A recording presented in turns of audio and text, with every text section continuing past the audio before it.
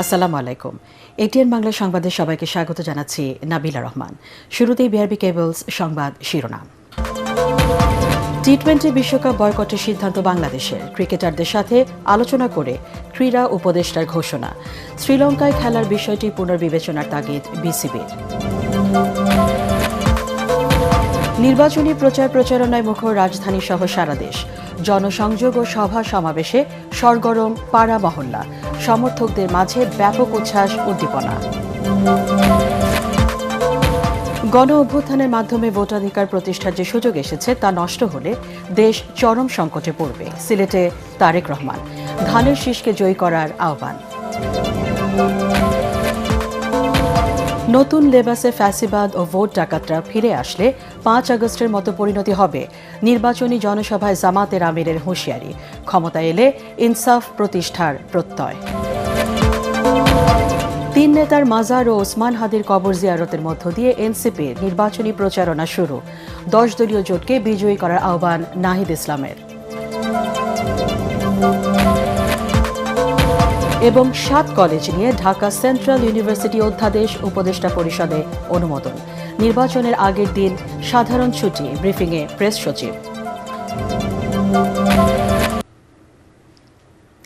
শুনছিলেন BRB cables সংবাদ শিরোনাম, এবার বিস্তারিত। নিরাপত্তার শঙ্কায় ভারতে গিয়ে টি-20 বিশ্বকাপ খেলবে না বাংলাদেশ। রাজধানীর একটি হোটেলে ক্রিকেটারদের সঙ্গে বৈঠক শেষে একথা জানান ক্রীড়া উপদেষ্টা আসিফ নজরুল। এ সময় বিসিবি সভাপতি আমিনুল ইসলাম বিকল্প ভেন্যু হিসেবে শ্রীলঙ্কায় বাংলাদেশের খেলার বিষয়টি পুনর্বিবেচনার জন্য আইসিসিকে আহ্বান জানান। আরও জানাচ্ছেন পরাগ আরমান। কঠিন সময় পার করছে বাংলাদেশ ক্রিকেট। এর মধ্যে সবচেয়ে কঠিন পরিস্থিতি তৈরি হয়েছে টি-20 বিশ্বকাপকে ঘিরে। নিরাপত্তা শঙ্কায় টি-20 বিশ্বকাপ খেলতে ভারতে যেতে চায় না বাংলাদেশ। বিকল্প ভেন্যু হিসেবে শ্রীলঙ্কায় খেলতে আইসিসিকে অনুরোধ করেছিল বিসিবি। দফায় দফায় আলোচনা করেও বরফ গলাতে পারেনি আইসিসির। স্থানীয় এক হোটেলে ক্রিকেটারদের সঙ্গে আলোচনা শেষে ক্রীড়া উপদেষ্টা আসিফ নজরুল ভারতে না খেলার ব্যাপারে নিজেদের অনড় অবস্থানের কথা জানান। নিরাপত্তা ঝুঁকির যে আশঙ্কা তৈরি হয়েছে, এটা কোনো বায়বীয় বিশ্লেষণ বা ধারণা থেকে হয় নাই। এটা একটা সত্যিকারের ঘটনার থেকে হয়েছে, যেখানে আমাদের দেশের একজন সেরা প্লেয়ারকে উগ্রবাদীদের কাছে মাথা নত করে ভারতীয় ক্রিকেট বোর্ড তাকে ভারত থেকে বের করে দিয়েছে। সোজা কথা, বের করে দিতে বলেছে। তো এখন আইসিসি যে টুর্নামেন্টটা তো ভারতেই হবে। আইসিসি আমাদেরকে যতই বলুক নিরাপত্তা আশঙ্কা নেই, আইসিসি নামে তো আলাদা কোনো দেশ নাই। যেই দেশে আমার একটা প্লেয়ার নিরাপত্তা পায় নাই, এবং যেই দেশে ভারতীয় ক্রিকেট বোর্ড সরকারের একটা এক্সটেন্ডেড পার্ট, তারাই আমার প্লেয়ারকে উগ্রবাদীদের চাপে নিরাপত্তা দিতে ব্যর্থ বা অনীহ হয়েছে, সেই দেশের পুলিশ, সেই দেশের সিকিউরিটি এজেন্সিরই দায়িত্ব হবে ক্রিকেটারদেরকে নিরাপত্তা দেওয়া।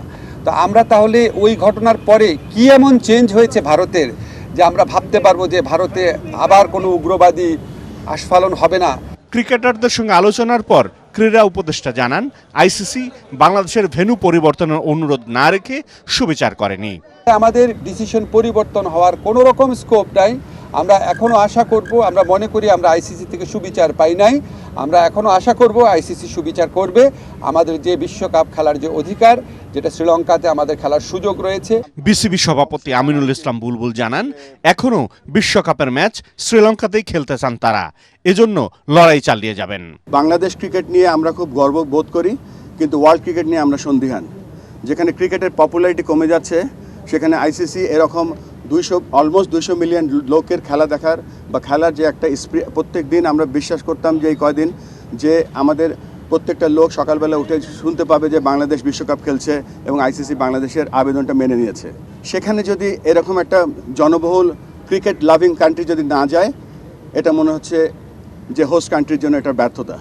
গতকাল আইসিসির সভায় বিসিবি সভাপতিকে ভারতে না খেলার সিদ্ধান্ত পুনর্বিবেচনা করতে সরকারের সঙ্গে আলোচনার জন্য একদিনের আলটিমেটাম দিয়েছিল আইসিসি।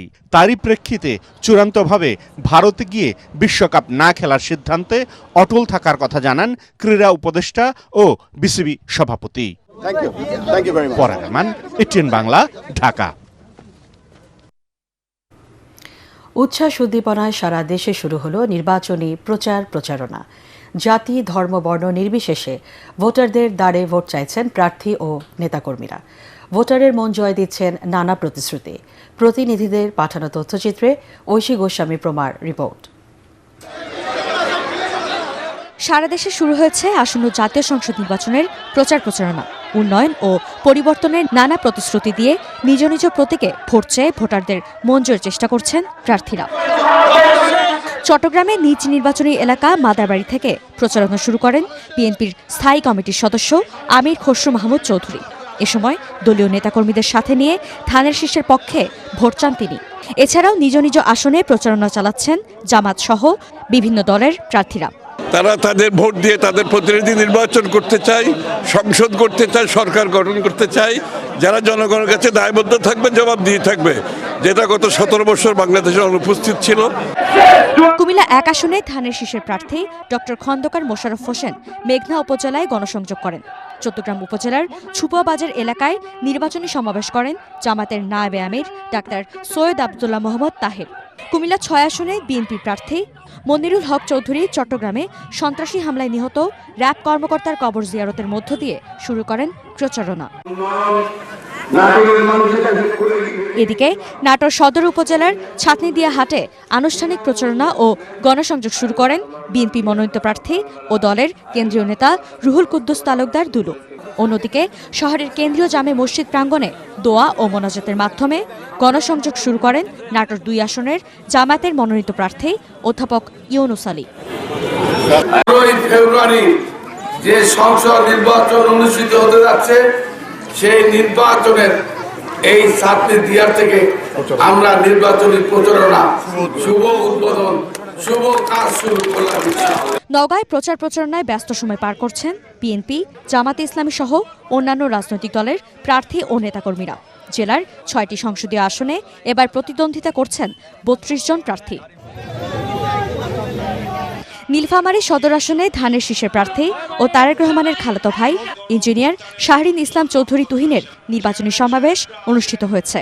এ সময় মিছিল সহকারে শহরের বিভিন্ন সড়কে গণসংযোগ করেন তিনি। নারায়ণগঞ্জের 5টি আসনে বিএনপি, খেলাফত মজলিস, জামাতে ইসলামী, এনসিপি সহ জোটবদ্ধ বিভিন্ন রাজনৈতিক দলের প্রার্থীরা নিজ নিজ এলাকায় লিফলেট বিতরণ ও প্রচারণা শুরু করেন। ঐশী গোস্বামী প্রমা, এটিএন বাংলা। 24-এর গণ অভ্যুত্থানের মাধ্যমে ভোটাধিকার প্রতিষ্ঠার যে সুযোগ এসেছে তা নষ্ট হলে দেশ ও জনগণ চরম সংকটে পড়বে বলে মন্তব্য করেছেন বিএনপি চেয়ারম্যান তারেক রহমান।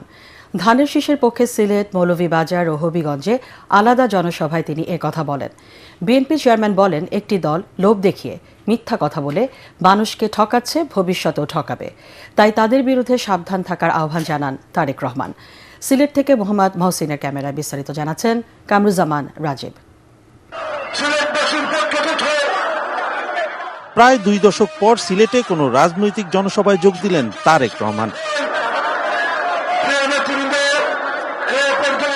প্রাণঢালা অভিবাদনে প্রিয় নেতাকে বরণ করে নেন সিলেটবাসী। স্লোগানে স্লোগানে মুখর হয়ে ওঠে আলিয়া মাদ্রাসা মাঠ প্রাঙ্গণ। বিএনপির নির্বাচনী সমাবেশ পরিণত হয় জনসমুদ্রে। নেতাকর্মী আর সমর্থকদের জনস্রোতে কানায় কানায় ভরে যায় আশপাশের এলাকা। সমাবেশের শুরুতেই বক্তব্য রাখেন সিলেটের 11টি আসনের ধানের শীষের প্রার্থীরা। বলেন, বাংলাদেশ একমাত্র বিএনপির কাছে নিরাপদ, তাই ধানের শীষকে বিজয়ী করতে হবে। এতে বিএনপি মহাসচিব মির্জা ফখরুল ইসলাম আলমগীর অভিযোগ করেন, একটি দল মানুষকে বিভ্রান্ত করার চেষ্টা করছে, তাদের বিরুদ্ধে সাবধান থাকতে হবে। পতাকা নিয়ে তারেক রহমান শুরু করেছেন আপনাদের সিলেট থেকে তার যাত্রা। এই যাত্রা হচ্ছে আগামী দিনের বাংলাদেশকে নতুন করে সাজানোর যাত্রা। প্রধান অতিথির বক্তব্যে তারেক রহমান বলেন, গত 15 বছরে পতিত স্বৈরাচার ব্যালট বাক্স ছিনতাই, নিশিরাতের নির্বাচন করে মানুষের ভোটের অধিকার কেড়ে নিয়েছিল। উন্নয়নের নামে দেশের সম্পদ লুট করে বিদেশে পাচার করেছে। বিএনপি এই অবস্থার পরিবর্তন করতে চায়, তাই ধানের শীষকে জয়যুক্ত করতে হবে।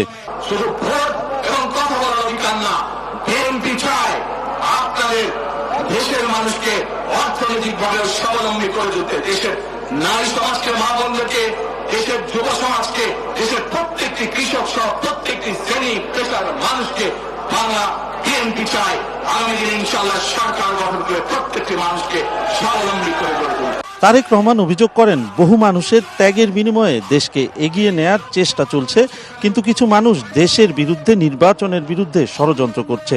তাদের ঐক্যবদ্ধভাবে প্রতিহত করতে হবে। দোজখের মালিক আল্লাহ, বেহেশতের মালিক আল্লাহ, এই পৃথিবীর মালিক আল্লাহ, কাবার মালিক আল্লাহ।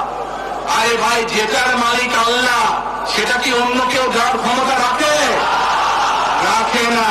আগেই তো আপনাদেরকে ঠকাচ্ছে, নির্বাচনের পরে তাহলে কেমন ঠকাবে আপনাদেরকে বোঝা নেবা। একটি কুচক্রী মহল এর ভিতরে ষড়যন্ত্র শুরু করে দিয়েছে। দেশের ভেতরেও তাদের ষড়যন্ত্র থেমে নেই, কিন্তু 2024 সালের 5ই আগস্ট এই বাংলাদেশের জনগণ প্রমাণ করে দিয়েছে যে বাংলাদেশের জনগণ ঐক্যবদ্ধ থাকলে, ঐক্যবদ্ধভাবে নেমে আসলে যে কোনো ষড়যন্ত্রকে বাংলাদেশের মানুষ প্রতিহত করতে পারে। ন্যায়পরায়ণতার বাংলাদেশ গড়ে তুলতে ধানের শীষের পক্ষে সিলেটবাসীকে ভোট দেওয়ার আহ্বান জানান তারেক রহমান। পারিবারিক ঐতিহ্য অক্ষুণ্ণ রেখেই পুণ্যভূমি সিলেটে হযরত শাহজালাল ও শাহপরান রহমতুল্লাহ আলাইহির মাজার জিয়ারত করে নির্বাচনী প্রচারণা শুরু করলেন বিএনপির চেয়ারম্যান তারেক রহমান। সিলেটবাসীর সামনে তুলে ধরলেন তার দেশ গড়ার পরিকল্পনার কথা। পরিবর্তনের বাংলাদেশ গড়ে তুলতে সিলেটবাসীর সমর্থন নিয়ে তিনি জানালেন, যে কোনো মূল্যে মানুষের কাছে করা অঙ্গীকার পূরণ করবে বিএনপি। সিলেটের পর মৌলভীবাজার, শেরপুর, আইনপুর খেলার মাঠে নির্বাচনী সমাবেশে যোগ দেন তারেক রহমান। বলেন, গণতান্ত্রিক প্রক্রিয়াকে সুদৃঢ় ভিত্তির উপর দাঁড় করাতে চায় বিএনপি। এই যে কৃষকদের কথা বললাম, ন্যায়পরায়ণতার ভিত্তিতে দেশ শাসনের কথা বললাম, দুর্নীতি নির্মূলের কথা বললাম, কিন্তু এই সব কাজগুলোকে যদি বাস্তবায়ন করতে হয়, আপনারা কি চান যে আগামী দিনে বিএনপি সরকার বাস্তবায়ন করুক এই কাজগুলো? চান? তাহলে তো একটা কাজ আছে, বলেন তো কি সেই কাজ? কি সেই কাজ? ধানের শীষে জয়যুক্ত করতে হবে, ধানের শীষে 12 তারিখে তেল মারতে হবে। গত 15 বছর স্বৈরাচার সরকার দেশকে অন্যের হাতে তুলে দিয়েছিল অভিযোগ করে তিনি বলেন, দেশের স্বার্থের প্রশ্নে কোনো আপোষ করবে না বিএনপি। এরপর হবিগঞ্জের সমাবেশে যোগ দেন তারেক রহমান। কামরুজ্জামান রাজীব, এটিএন বাংলা, সিলেট। এর আগে সিলেটে তরুণদের সাথে মতবিনিময় করেছেন বিএনপি চেয়ারম্যান তারেক রহমান। সকালে সিলেট নগরীর একটি 5 তারকা হোটেলে এ মতবিনিময় সভা অনুষ্ঠিত হয়। The plan youth policy talk with Tarique Rahman শীর্ষক এ অনুষ্ঠানে তরুণদের স্বপ্ন ও পরিকল্পনার কথা শোনেন তারেক রহমান। তরুণদের উদ্দেশ্যে নিজেও দিক নির্দেশনামূলক বক্তব্য রাখেন। নেক্সট 5 to 10 ইয়ার্স তাদের কি ধরনের মানুষ দরকার, আমরা যদি আমাদের ভোকেশনাল ইনস্টিটিউট বা ট্রেনিং ইনস্টিটিউট যদি ওইভাবে সাজিয়ে ফেলি, এবং উইথ দি ল্যাঙ্গুয়েজ কোর্স অবশ্যই, তাহলে আপনার মতন যারা যাবে বিদেশে তাদের জন্য কাজ পাওয়াটা অনেক ইজি হবে, এবং মোটামুটি ভাবে আপনি বেকার থাকবেন না, হয়তো এই বলাই যেতে পারে। নতুন লেবাসে ফ্যাসিবাদ ও ভোট ডাকাতরা ফিরে আসতে চাইলে 5 আগস্টের মতোই পরিণতি হবে বলে হুঁশিয়ারি দিয়েছেন জামায়াতের আমির ডাক্তার শফিকুর রহমান। মিরপুরের নিজ আসনে নির্বাচনী জনসভায় তিনি এ হুঁশিয়ারি দেন। খায়রুল ইসলামের রিপোর্ট। ভোটের মাঠে সরব উপস্থিতিতে নিজেদের অবস্থান জানান দিল জামায়াত ইসলামী। রাজধানীর মিরপুরে নিজ নির্বাচনী আসনে জনসভার মধ্য দিয়ে প্রচারণায় নামেন দলের আমির ডাক্তার শফিকুর রহমান। আদর্শ উচ্চ বিদ্যালয় মাঠের জনসভায় জামায়াতের আমিরের সাথে মঞ্চে ছিলেন 10 দলীয় জোটের শীর্ষ নেতারা। এ সময় প্রার্থীদের হাতে দলীয় প্রতীক তুলে দেন জামায়াতের আমির। জামায়াতের আমির ডাক্তার শফিকুর রহমান হুঁশিয়ারি করে বলেন, ফ্যাসিবাদ ভিন্ন লেবাসে সামনে আসলে 5ই আগস্টের মতোই পরিণতি ভোগ করতে হবে। আপনারা যে দুঃশাসন আর দুর্নীতির বিরুদ্ধে, যে বৈষম্যের বিরুদ্ধে রাস্তায় নেমে স্লোগান দিয়েছিলেন, উই ওয়ান্ট জাস্টিস, সেই ন্যায় বিচার কায়েম না হওয়া পর্যন্ত আপনারা কি ঘরে ফিরে যাবেন? অতএব ন্যায় বিচার যাদের হাতে নিশ্চিত হবে, আমরা আপনাদেরকে আহ্বান জানাবো, আমরা সবাই মিলে তাদের সঙ্গে হব ইনশাআল্লাহ। দখল বাণিজ্য, মামলাবাজি, দুর্নীতি, সন্ত্রাস, পাথর মেরে লোক হত্যা, গাড়ি চাপা দিয়ে লোক হত্যা, এইগুলো থেকে নিজের কর্মীকে যারা বিরত রাখতে পারবে, আশা করি আগামীর বাংলাদেশ তারা জনগণকে উপহার দিতে পারবে। আর যারা এগুলো পারবে না, যত রঙিন স্বপ্ন জাতিকে দেখাবেন, জাতি তাদের এই মত বুঝতে জাতির মোটেই কোনো অসুবিধা হবে না। ক্ষমতায় এলে ধর্ম বর্ণ সবার ক্ষেত্রে ইনসাফ প্রতিষ্ঠার কথাও বলেন দলটির আমির। যেই বাংলাদেশ হবে একজন মুসলমানের, একজন হিন্দুর, একজন বৌদ্ধর, একজন খ্রিস্টানের, যেই বাংলাদেশ হবে আপামর জনগণের, যেই বাংলাদেশ হবে শ্রমিকদের, যেই বাংলাদেশ হবে কৃষকদের, যেই বাংলাদেশ হবে সকল ক্ষেত্রে পেশাজীবীদের। আজ থেকে 10 দলের যার যেখানে প্রতীক, সেইটার পক্ষে আপনারা সর্বশক্তি নিয়োগ করে আপনারা ন্যায়ের পক্ষে, ইনসাফের পক্ষে আগামী 12 তারিখ একদিকে রেফারেন্ডামে হ্যাঁ, গণভোটে হ্যাঁ, আর এই 10 দলের প্রতীকে হ্যাঁ, এই দুই জায়গায় হ্যাঁ দিয়ে জনগণের বিজয় ছিনিয়ে আনবেন ইনশাআল্লাহ। জনসভায় এনসিপির আহ্বায়ক নাহিদ ইসলাম বলেন, সুষ্ঠু নির্বাচনের কোনো বিকল্প নাই, নিরপেক্ষ ভোটের জন্য সুষ্ঠু পরিবেশ ও সমান সুযোগ প্রয়োজন। খায়রুল ইসলাম, এটিএন বাংলা, ঢাকা। ত্রয়োদশ জাতীয় সংসদ নির্বাচনে আনুষ্ঠানিক প্রচারণা শুরু করেছে এনসিপি। ঢাকা বিশ্ববিদ্যালয় এলাকায় 3 নেতার মাজার ও শহীদ ওসমান হাদির কবর জিয়ারতের মধ্য দিয়ে আনুষ্ঠানিক প্রচারণা শুরু করে দলটি।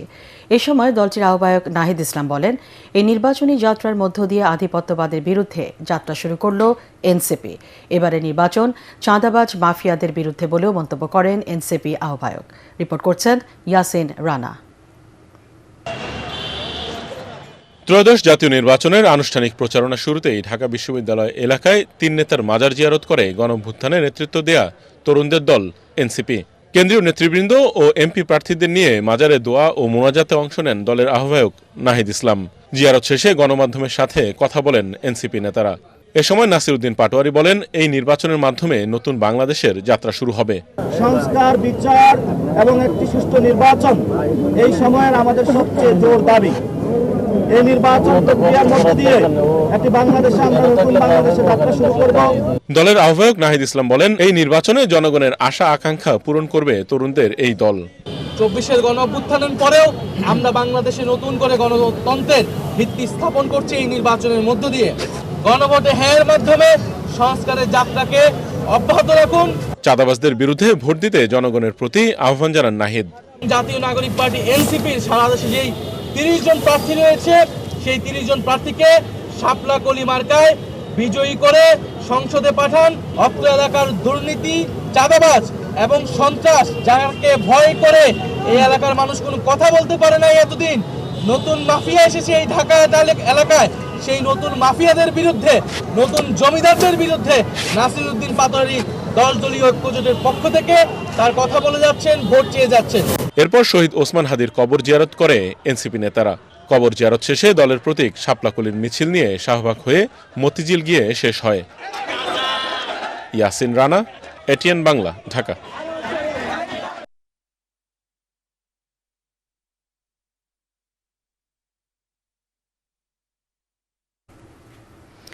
সংসদ নির্বাচন ও গণভোট উপলক্ষে ভোটের দিন ছাড়াও এর আগের দিন 11 ফেব্রুয়ারিও সাধারণ ছুটি ঘোষণা করেছে অন্তর্বর্তী সরকার।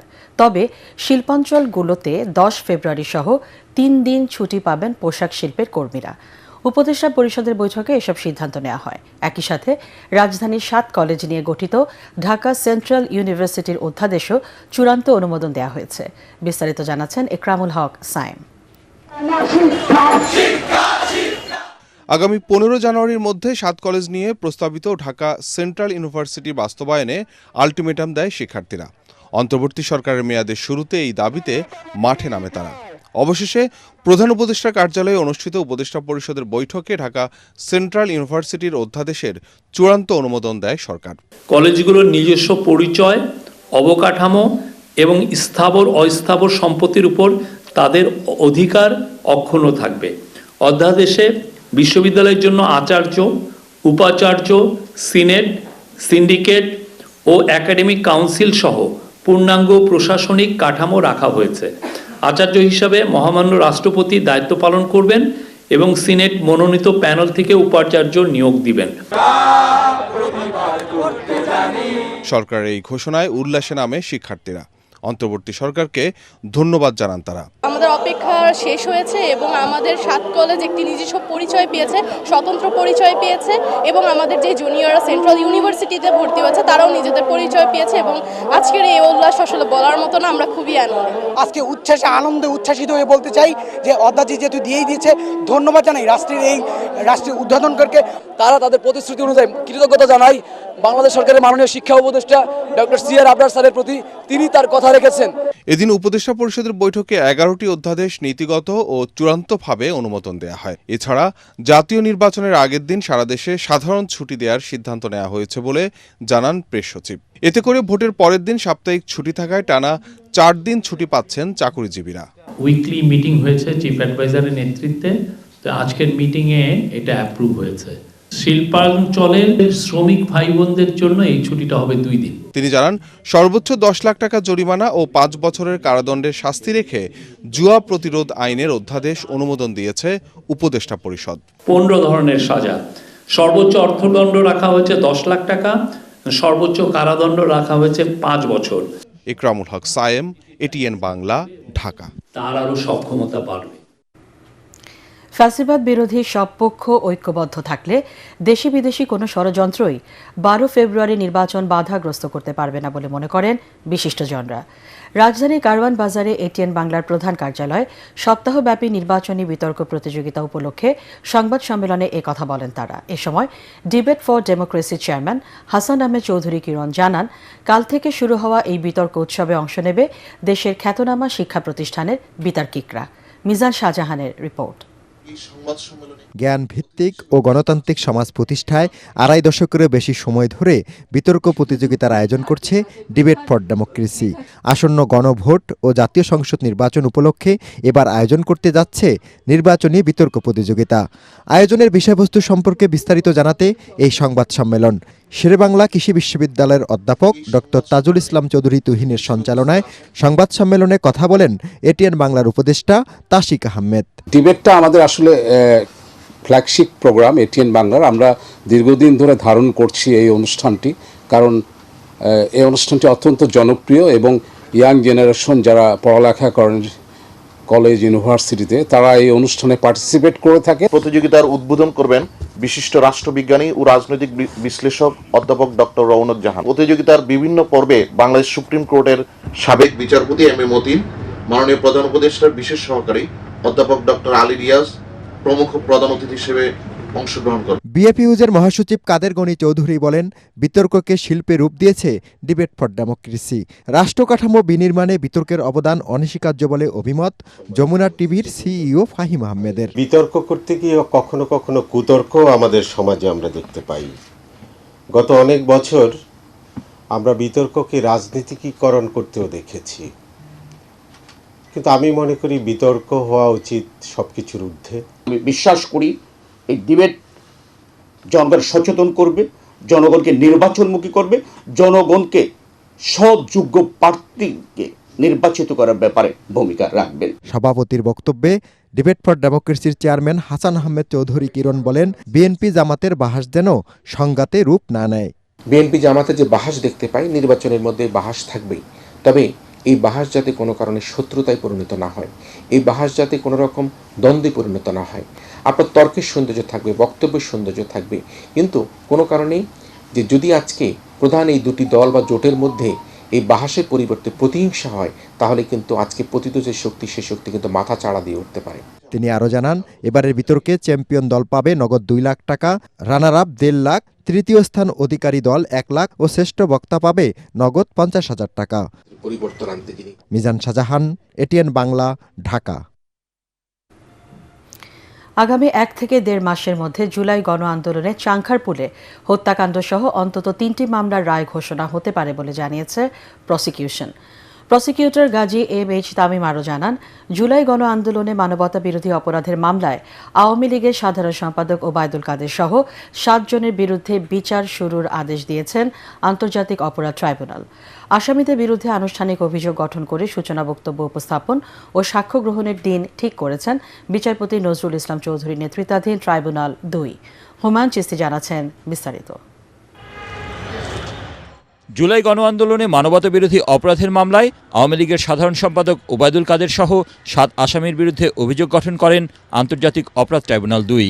ওবায়দুল কাদের ছাড়া অন্য আসামিরা হলেন আওয়ামী লীগের যুগ্ম সাধারণ সম্পাদক আফম বাহাউদ্দিন নাসিম, সাবেক তথ্য ও সম্প্রচার প্রতিমন্ত্রী আলী আরাফাত, যুবলীগের সভাপতি শেখ ফজলে শামস পরশ, সাধারণ সম্পাদক মাইনুল হোসেন খান নিখিল, ছাত্রলীগের সভাপতি সাদ্দাম হোসেন ও সাধারণ সম্পাদক ওয়ালি আসিফ ইনান। ৭ আসামির সবাই পলাতক। তাদের বিরুদ্ধে হত্যার নির্দেশ, উস্কানি ও প্ররোচনার ৩টি সুনির্দিষ্ট অভিযোগ আনা হয়েছে। 17 ফেব্রুয়ারি ওপেনিং স্টেটমেন্ট এবং প্রসিকিউশনের উইটনেসের দিন ধার্য করা হয়েছে। যেহেতু ওনারা তৎকালীন সরকারের একটা গুরুত্বপূর্ণ দায়িত্বে ছিলেন এবং তৎকালীন ক্ষমতাসীন রাজনৈতিক দলের প্রধান ব্যক্তিরা, এজন্য সারা দেশে সংগঠিত 1400 হত্যা এবং 25,000 আহত করার অভিযোগ তাদের বিরুদ্ধে আনা হয়েছে। এবং প্রসিকিউশন মনে করে যে অভিযোগ আজকে ট্রাইব্যুনাল গঠন করলেন সেই অভিযোগ প্রমাণ করার জন্য প্রসিকিউশনের কাছে অকাট্য দলিল রয়েছে। একই ট্রাইব্যুনালে গণ আন্দোলনের প্রথম শহীদ বেগম রোকেয়া বিশ্ববিদ্যালয়ের শিক্ষার্থী আবু সাইদ হত্যা মামলায় যুক্তিতর্ক উপস্থাপন করে রাষ্ট্রপক্ষ। প্রসিকিউটর তামিম জানান, খুব শিগগিরই অন্তত 3টি মামলার রায় ঘোষণা হতে পারে। এনটিভি লাইভে ছিল, মানুষ সচক্ষে দেখেছে যে আবু সাইদকে কিভাবে গুলি করা হয়েছে। এই হত্যাকারীর বাইরে আর কারা কারা জড়িত সেগুলো ইনভেস্টিগেশনে এসেছে। আমরা আশা করছি যে চাংখারপুল, আশুলিয়া হত্যাকাণ্ড, আবু সাইদ হত্যাকাণ্ড সহ আরও 2-1টি মামলার রায় হয়তোবা 1 থেকে 1.5 মাসের মধ্যেই এই জাতি পাবে। এদিকে রাজধানীর কল্যাণপুরে জাহাজবাড়িতে কথিত জঙ্গি নাটক সাজিয়ে 9 তরুণকে হত্যার মামলায় তদন্ত শেষ করতে 3 ফেব্রুয়ারি পর্যন্ত সময় দিয়েছে ট্রাইব্যুনাল 1।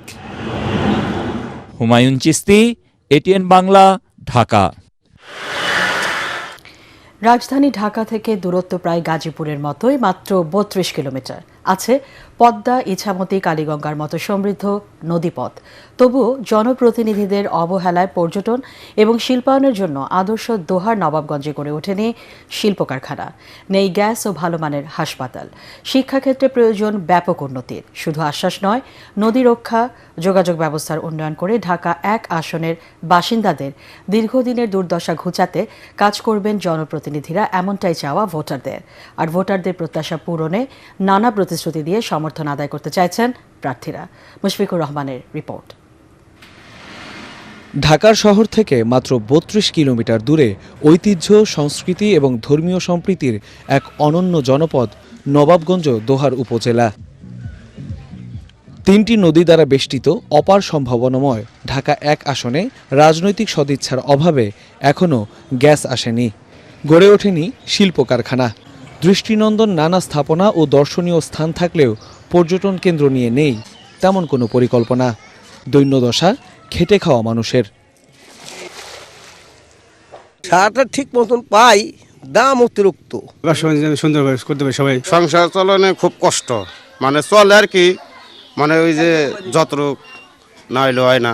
এই আসনের বিপুল সংখ্যক মানুষ প্রবাসী। দেশের জন্য নিয়মিত রেমিট্যান্স পাঠালেও ভালো মানের স্বাস্থ্য কমপ্লেক্স না থাকায় তাদের পরিবারের স্বাস্থ্য সুরক্ষা হুমকির মুখে। একটু জটিল রোগ হলেই ছুটতে হয় ঢাকায়। প্রকৃত শিক্ষিত করতে হয় তাহলে অবশ্যই এখানে একটা পাবলিক বিশ্ববিদ্যালয় এবং চিকিৎসা ব্যবস্থার উন্নতি ঘটাতে হলে অবশ্যই এখানে অত্যাধুনিক একটা হসপিটাল এই অঞ্চলের জন্য অবশ্যই দরকার। আমরা এমন একটা লোক চাই যে তার কথার সাথে কাজের সাথে মিল থাকবে। এলাকার মানুষের ভাগ্য পরিবর্তনে নানা পরিকল্পনার কথা জানান ঢাকা 1 আসনের জামায়াতের প্রার্থী ব্যারিস্টার নজরুল ইসলাম। দোহার নবাবগঞ্জকে একটি আধুনিক, একটি স্যাটেলাইট, একটা ডিজিটাল নগর হিসেবে গড়ে তুলব, যেখানে সমস্ত নাগরিক সুযোগ সুবিধাগুলোকে নিশ্চিত করা হবে। অন্যদিকে নির্বাচিত না হলেও দোহার নবাবগঞ্জবাসীর সুখে দুঃখে সঙ্গী হবার কথা জানান বিএনপি মনোনীত প্রার্থী খন্দকার আবু আশফাক। উন্নত মানের কোনো হাসপাতাল এখানে নাই। এই দোহার নবাবগঞ্জে আধুনিক হাসপাতাল সব মেডিকেল কলেজ স্থাপন করার চিন্তা ভাবনা মাথায় আছে। ঢাকা জেলার গুরুত্বপূর্ণ এই এলাকার মানুষ আর বাতির নিচে অন্ধকারে থাকতে চায় না। পদ্মা, ইছামতি এবং কালীগঙ্গা বেষ্টিত ঢাকা 1 আসনটি শিল্প কারখানা এবং পর্যটনের জন্য অপার সম্ভাবনাময় হলেও জনপ্রতিনিধিদের অবহেলায় তেমন কোনো উন্নয়নের ছোঁয়া লাগেনি এখানে। নেই গ্যাস সুবিধা, বেহাল দশা স্বাস্থ্যসেবার। তাই নির্বাচনকে সামনে রেখে শুধু আশ্বাস নয়, জনপ্রতিনিধিরা এই এলাকার মানুষের নাগরিক সুবিধা নিশ্চিত করবে, এমনটাই চাওয়া সাধারণ ভোটারদের। মুশফিকুর রহমান, এটিএন বাংলা, নবাবগঞ্জ, ঢাকা। জমে উঠেছে ময়মনসিংহ ৪ সদর আসনে নির্বাচনী আমেজ। ধানের শীষের প্রার্থী আবু ওয়াহাব আকন্দ ও দাঁড়িপাল্লার প্রার্থী কামরুল আহসান এমরুলের মধ্যে হাড্ডাহাড্ডি লড়াই হবে বলে মনে করছেন ভোটাররা। তাদের প্রত্যাশা, নাগরিক সুবিধা নিশ্চিত করে যানজটমুক্ত ও পরিচ্ছন্ন ময়মনসিংহ নগরী গড়ে তুলতে কাজ করবেন এমপি প্রার্থীরা। ইয়াসিন রানার আরেকটি রিপোর্ট। ব্রহ্মপুত্র নদের এক পাশে সিটি কর্পোরেশন আর অন্য পাশে বেশ কয়েকটি ইউনিয়ন নিয়ে গঠিত ময়মনসিংহ ৪ আসন। শহরে নাগরিকদের সকল সুযোগ সুবিধা থাকলেও নদীর অন্য পারে বাসিন্দারা তা থেকে বঞ্চিত। এই আসনের মূল সমস্যা শহর জুড়ে অটোরিকশার দৌরাত্ম্য, যানজট, মাদক, নদী সংলগ্ন ইউনিয়নগুলোর যাতায়াত ব্যবস্থা। ভোটার হিসাবে দেখতে চাই সৎ, দক্ষ, যোগ্য একজন প্রার্থী যিনি এই নগরের উন্নয়নে যিনি অক্লান্ত পরিশ্রম করে আমাদেরকে একটা সুখময় একটা জীবন দিবেন। আমাদের এই অঞ্চলের দৃশ্যমান কোনো উন্নতি হয় না। একটা বিভাগীয় শহর হওয়ার কারণে আপনি দেখবেন যে আমাদের রাস্তাঘাটগুলো যে প্রশস্ত হওয়ার কথা, রাস্তাঘাটগুলো সেরকম প্রশস্ত নয়, যার কারণে শহরে যানজট লেগে আছে। উন্নত বিষয়ে দেখা যায় যে পার্ট টাইম চাকরির ব্যবস্থা রয়েছে, কিন্তু আমাদের বাংলাদেশ বা ময়মনসিংহ অঞ্চলে পার্ট টাইম ব্যবস্থা নেই। ভোটাররা বলছেন এই আসনে মূল প্রতিদ্বন্দ্বিতা হবে বিএনপি ও জামাতের প্রার্থীর মধ্যে। আমরা এখানে দাঁড়িপাল্লার প্রার্থী কামরুল আহসান এমরুল বলেন, জনগণ এবার পরিবর্তন চায়, চাঁদাবাজ ও দুর্নীতিমুক্ত দেশ চায়। আসলে জনগণ এখন এই 54 বছরের যে পুরাতন বন্দোবস্ত, এই বন্দোবস্ত থেকে বেরিয়ে আসতে চায়। জনগণ এখন ওপেনই বলে, আমরা রাস্তাঘাটে যাবেন, জনগণ বলে আমরা সবই দেখছি, এখন নতুন কিছু দেখতে চাই। মানে সব দেখছি বলতে জনগণ এখান থেকে বোঝাচ্ছে যে সবার শাসনে আমাদের দেখা হয়েছে, আমরা নতুন বিকল্প দাঁড়িপাল্লাকে আমরা বেছে নেব, এইরকম একটা জনগণের আকাঙ্ক্ষা আছে। প্রশাসনের পক্ষ থেকে কিছু আমরা সমস্যা দেখতেছি, বিশেষ করে কোনো কোনো ক্ষেত্রে মনে হচ্ছে প্রশাসন কিছু হেলে যাচ্ছে বা এরকম। অন্যদিকে জনগণের দুর্ভোগ কমিয়ে নাগরিক সেবা নিশ্চিতের প্রতিশ্রুতি দিচ্ছেন ধানের শীষের প্রার্থী আবু ওয়াহাব আকন্দ। সমস্ত মানুষ মুখিয়ে আছে ভোট দেওয়ার জন্য, এবং তারা প্রকাশ্যে বলে বেড়ায় যে বাংলাদেশের জন্য একটাই মাত্র দল, সেটি হচ্ছে বাংলাদেশ জাতীয়তাবাদী দল বিএনপি। আমরা আশা রাখি আগামী 12 ফেব্রুয়ারি নির্বাচনে নিজের ভোট নিজে প্রয়োগ করে বিএনপিকে ক্ষমতায় এনে রাষ্ট্র পরিচালনার দায়িত্ব দেবে। এই আসনে জাতীয় পার্টি, ইসলামী আন্দোলন, গণসংহতি আন্দোলন সহ 8 জন প্রার্থী নির্বাচন করছেন। যানজটে নাকাল ময়মনসিংহ শহরের পুরো অংশ। এখানে যারা এমপি হবেন তারা ভবিষ্যতে যেন যানজট এবং মাদকমুক্ত একটি শহর গড়ে তোলার ক্ষেত্রে ভূমিকা রাখেন, এই প্রত্যাশা ভোটারদের। ইয়াসিন রানা, এটিএন বাংলা, ময়মনসিংহ। অপেক্ষার অবসান ঘটিয়ে শুরু হলো ত্রয়োদশ জাতীয় সংসদ নির্বাচনের প্রচারণা। প্রার্থীদের নিয়ে নেতাকর্মীদের মিছিল মিটিংয়ে সরগরম রাজধানীর প্রতিটি পাড়া মহল্লা। বিরাজ করছে উৎসবের আমেজ। মার্কা হাতে নানা প্রতিশ্রুতি নিয়ে ভোটারদের দাঁড়ে দাঁড়িয়ে গিয়ে দোয়া ও সমর্থন চাইছেন প্রার্থীরা। রাজধানী ঘুরে নির্বাচনী প্রচারণার খবর জানাচ্ছেন মুশফিকুর রহমান। নীরবতা ভেঙে 26-এ নির্বাচন এখন সরগরম। প্রচারণায় আর বিধিনিষেধ না থাকায় রাজধানীর অলিগলি মহল্লা এখন ব্যতিব্যস্ত মিটিং, মিছিল, গণসংযোগে। হেভিওয়েট প্রার্থীদের প্রচারণা ও সভা সমাবেশে মুখর রাজধানীর পথঘাট। দুপুরে রাজধানীর শান্তিবাগ এলাকা থেকে প্রচারণা শুরু করেন ঢাকা 8 আসনের বিএনপির প্রার্থী মির্জা আব্বাস। বলেন, মাদক এবং সন্ত্রাসমুক্ত সমাজ গড়তে কাজ করবেন তিনি। গণতান্ত্রিক, রাজনৈতিক, সামাজিক, অর্থনৈতিক সার্বিক নিরাপত্তা এবং উন্নয়ন, এলাকা থেকে সন্ত্রাস, মাদক, চাঁদাবাজি দূর করতে হবে।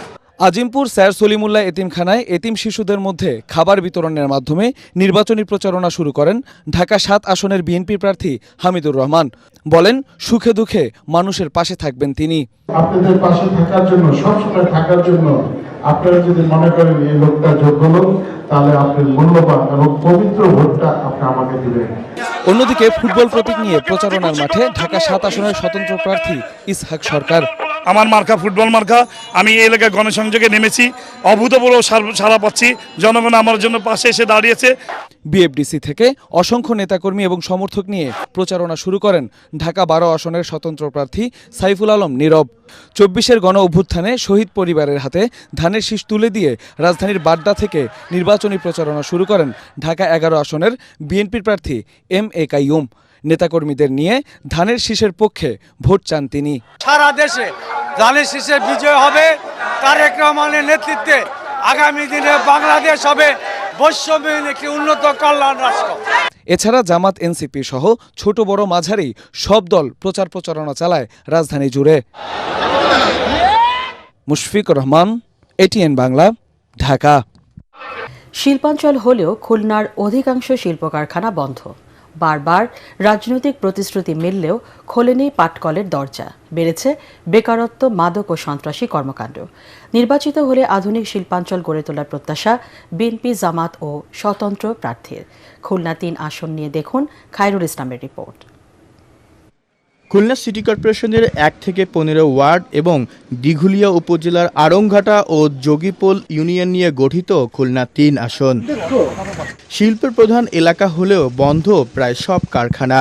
কারখানার এই যন্ত্রপাতি বলে দিচ্ছে কতটা বেহাল অবস্থা শিল্পনগরীর খুলনার। তাদের কাছে চা পাওয়া একটাই, আমাদের শিল্প কারখানাগুলো এইটাই। আর এই অঞ্চলে বিশেষ করে কৃষক, এই কৃষকের উন্নয়নটা ৩ নং আসন জুড়ে যে বেকারত্ব, ইনশাল্লাহ এগুলো আপনার বেকারত্ব দূর হবে এবং এই সমস্ত মিল কারখানাগুলো ওপেন হবে। কিশোরগঞ্জ যেগুলো এরা উৎপাদ করে অতিরিক্ত বেশি উৎপাদ করে কিশোরগঞ্জ। নির্বাচিত হলে যানজট নিরসন ও বন্ধ কলকারখানা চালুর প্রত্যাশা বিএনপি প্রার্থীর। এই বড় কাজ করতে গেলে আমাদের সবাইকে একটি শক্তিশালী সরকার গঠন করতে হবে। একটি শক্তিশালী সরকার ছাড়া কখনোই এই বড় বড় কাজগুলো করা সম্ভব নয় এবং এলাকাবাসী সবাই ঐক্যবদ্ধ হয়েছে। তারা এই সমস্যার সমাধানের জন্য আগামী দিনে তারা যোগ্য দল এবং যোগ্য প্রার্থীকে ভোট দেওয়ার জন্য তা প্রস্তুত হয়েছে। এদিকে জয়ের ব্যাপারে আশাবাদী জামায়াতের প্রার্থী মাহফুজুর রহমান। প্রতিশ্রুতি দেন মাদক ও সন্ত্রাসমুক্ত সমাজ গড়ে তোলার। লেভেল প্লেইং ফিল্ড যদি থাকে তাহলে জনগণ উৎসব মুখর পরিবেশে তার পছন্দের প্রার্থীকে ভোট দিতে পারে। তাহলে অবশ্যই ইনশাল্লাহ সচেতনতার জায়গা থেকে তারা সৎ, যোগ্য এবং দক্ষ লোককে বেছে নেবে। সেক্ষেত্রে আমি আশাবাদী যে ইনশাল্লাহ তারা আমাকেই বেছে নেবে। নির্বাচিত হলে অবহেলিত খুলনার উন্নয়নে পরিকল্পনার কথা জানান স্বতন্ত্র প্রার্থী SM আরিফুর রহমান মিঠু। দল দেখে নয়, যোগ্য ব্যক্তি নেতৃত্ব দেখে আপনাদের সুচিন্তিত রায় এই দেশের জন্য তাদের উপর দিবেন, এটাই আমি আশা করব জনগণের কাছে। এই এলাকার ভোটার সংখ্যা প্রায় ৩.৫ লাখ। খায়রুল ইসলাম, ATN বাংলা। এবার অর্থ সংবাদ।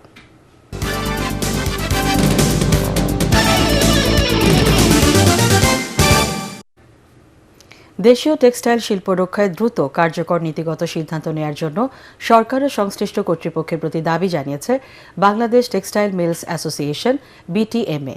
রাজধানীর কারওয়ান বাজারে BTMA কার্যালয়ে আয়োজিত জরুরি সংবাদ সম্মেলনে সংগঠনটির প্রেসিডেন্ট শওকত আজিজ রাসেল টেক্সটাইল খাতে চলমান সংকট তুলে ধরেন।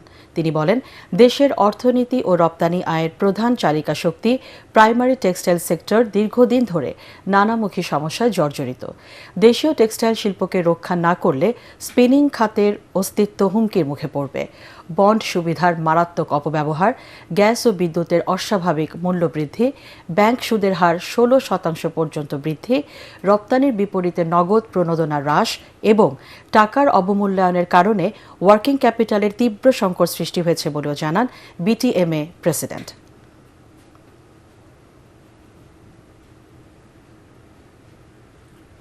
সন্ধানী লাইফ ইন্স্যুরেন্স আন্তর্জাতিক সংবাদ।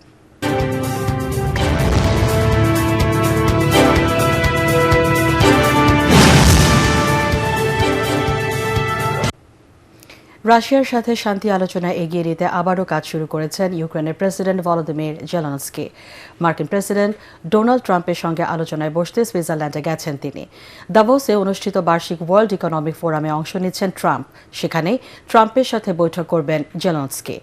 প্রেসিডেন্ট ডোনাল্ড ট্রাম্পের বিশেষ দূত স্টিভ উইটকফ জানিয়েছেন, ইউক্রেন শান্তি আলোচনায় অনেক অগ্রগতি হয়েছে। আলোচনাগুলো এখন মাত্র একটি শেষ ইস্যুতে এসে দাঁড়িয়েছে। এদিকে রাশিয়ার বিমান হামলায় বিদ্যুৎ অবকাঠামো ক্ষতিগ্রস্ত হওয়ায় রাজধানী কিয়েভ সহ দেশের বিভিন্ন অঞ্চলে বিদ্যুৎ সরবরাহ বন্ধ হয়ে গেছে। এবার খেলার খবর।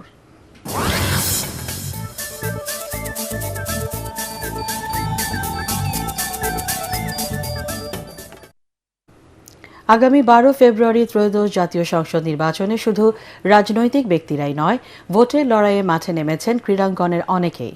ঢাকা 16 আসন থেকে ধানের শীষের প্রার্থী হয়েছেন সাফজয়ী গোলরক্ষক আমিনুল হক। তার নির্বাচনী সংযোগে যোগ দিয়েছেন ফুটবল ফেডারেশনের সভাপতি থেকে শুরু করে অনেক সাবেক ফুটবলাররা। পরাগ আরমানের আরেকটি রিপোর্ট। নির্বাচন কমিশনের ঘোষণা মতে আজই প্রথম শুরু নির্বাচনী প্রচারণা। ধানের শীষের মনোনীত প্রার্থী ও জাতীয় দলের সাবেক অধিনায়ক আমিনুল হক ঢাকা 16 আসন থেকে নির্বাচনে প্রতিদ্বন্দ্বিতা করছেন। মিরপুর 10 নম্বরের সি ব্লক এলাকায় গ্রিনফিল্ড স্কুল অ্যান্ড কলেজের সামনে থেকে শুরু করেন নির্বাচনী প্রচারণা। আমরা বাংলাদেশের মানুষের ভোটের অধিকার নিশ্চিত করার জন্য কাজ করেছি এবং বাংলাদেশের মানুষের মৌলিক যে অধিকার সেই দাবি এবং অধিকারগুলো নিশ্চিত করার জন্য কথা বলছি। ইনশাআল্লাহ আগামীর 12 ফেব্রুয়ারি আল্লাহর রহমতে জনগণের রায় নিয়ে নির্বাচিত হয়ে এই পরিকল্পনাগুলো পরিপূর্ণভাবে বাস্তবায়ন করব ইনশাআল্লাহ। ত্রয়োদশ সংসদ নির্বাচনে বিএনপি থেকে মোট 28 জন ক্রীড়াবিদ ও সংগঠক মনোনয়ন পেয়েছেন। এছাড়াও ধানের শীষের প্রতীকে নির্বাচন করছেন সাবেক ক্রীড়া সংগঠকদের ছেলেমেয়েরাও। আমিনুলের নির্বাচন প্রচারণায় অংশ নেন সাবেক ফুটবলাররা। সাধারণ জনগণ আশাবাদী ছিল যে এই এলাকা নমিনেশন আমিনুল হকই পাবে। তো জনগণ যেটা চেয়েছে বিএনপি সেটারই উত্তর পজিটিভলি দিয়েছে। ক্রীড়াবিদরা মনে করি উনি 16 আসনের ধানের শীষের প্রার্থী এবং বিজিত হয়ে বাংলাদেশের জনমানুষের উন্নয়নের কাজ করে যাবেন। নির্বাচন প্রচারণায় যোগ দিয়ে আমিনুলের সতীর্থরা আশাবাদী। স্পোর্টস নিয়ে এটা খুবই অসাধারণ এবং এটা যদি বাস্তবায়ন করতে পারে আমি মনে হয় যে বাংলাদেশের ক্রীড়াঙ্গন অনেক এগিয়ে যাবে। আর কোনো আল্লাহর রহমতে কোনো ব্ল্যাক সাইড নাই, কোনো নাই, সবকিছুই ক্লিন আর কি। শুধু বিএনপি নয়, এই দলের বাইরে 2 জন ক্রীড়া সংগঠক এবার জাতীয় সংসদ নির্বাচনে প্রতিদ্বন্দ্বিতা করছেন। খেলাধুলার মতো রাজনৈতিক মঞ্চেও তারা বাজিমাত করতে চান। পরাগ আরমান, এটিএন বাংলা, ঢাকা। শেষ করার আগে বিআরবি কেবলস সংবাদ শিরোনাম জানিয়ে দিচ্ছে আরেকবার। টি-20 বিশ্বকাপ বয়কটের সিদ্ধান্ত বাংলাদেশের, ক্রিকেটারদের সাথে আলোচনা করে ক্রীড়া উপদেষ্টার ঘোষণা। শ্রীলঙ্কায় খেলার বিষয়টি পুনর্বিবেচনার তাগিদ বিসিবির। নির্বাচনী প্রচারণায় মুখর রাজধানী সহ সারা দেশ। জনসংযোগ ও সভা সমাবেশে সরগরম পাড়া মহল্লা। সমর্থকদের মাঝে ব্যাপক উচ্ছ্বাস উদ্দীপনা। গণ অভ্যুত্থানের মাধ্যমে ভোটাধিকার প্রতিষ্ঠার যে সুযোগ এসেছে তা নষ্ট হলে দেশ চরম সংকটে পড়বে। সিলেটে তারেক রহমান, ধানের শীষকে জয়ী করার আহ্বান। নতুন লেবাসে ফ্যাসিবাদ ও ভোট ডাকাতরা ফিরে আসলে 5 আগস্টের মতো পরিণতি হবে। নির্বাচনী জনসভায় জামাতের আমিরের হুঁশিয়ারি। ক্ষমতায় এলে ইনসাফ প্রতিষ্ঠার প্রত্যয়। 3 নেতার মাজার ও ওসমান হাদির কবর জিয়ারতের মধ্য দিয়ে এনসিপির নির্বাচনী প্রচারণা শুরু। 10 দলীয় জোটকে বিজয়ী করার আহ্বান নাহিদ ইসলামের। এবং 7 কলেজ নিয়ে ঢাকা সেন্ট্রাল ইউনিভার্সিটি অধ্যাদেশ উপদেষ্টা পরিষদে অনুমোদন। নির্বাচনের আগের দিন সাধারণ ছুটি, ব্রিফিংয়ে প্রেস সচিব। পরবর্তী সংবাদ দেখার আমন্ত্রণ জানিয়ে এখনকার মতো শেষ করছি। এটিএন বাংলা সংবাদ ইউটিউবে দেখতে ব্রাউজ করুন youtube/ATN Bangla News।